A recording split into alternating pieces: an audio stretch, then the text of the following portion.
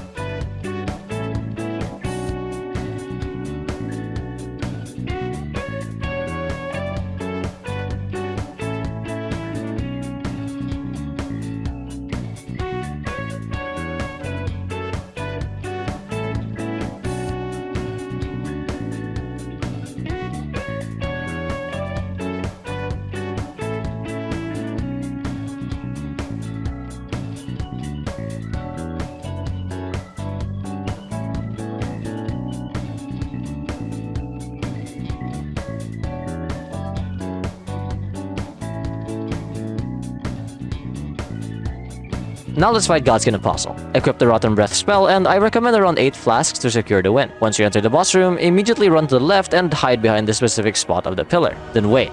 The Apostle will get into a loop of walking back and forth. This is what you want. Once it starts walking away, and only do this when it's walking away, head to this area of the pillar and cast Rot Breath in its general direction. In this angle, you can cast Rot Breath without interrupting the loop and you're safe from the fireballs. Once he's rotted, head back to the spot and repeat the attack once the rot wears off. It is very important to make sure you only move once it's walking away from you. Don't go out of the pillar and immediately walk back to the little safe spot. Once the loop is broken, it's very hard to get back into. This took me a couple tries, but this is the most consistent method I found that's also also easy to repeat. After successfully rotting it 3 times, you've won, and it will also give you 90k runes, so get back your strength. And remember to spend the money on upgrades because they're pretty expensive on colossal swords. Tell me which weapon you want to see next, and I'll find some way to get it early. Thanks for watching.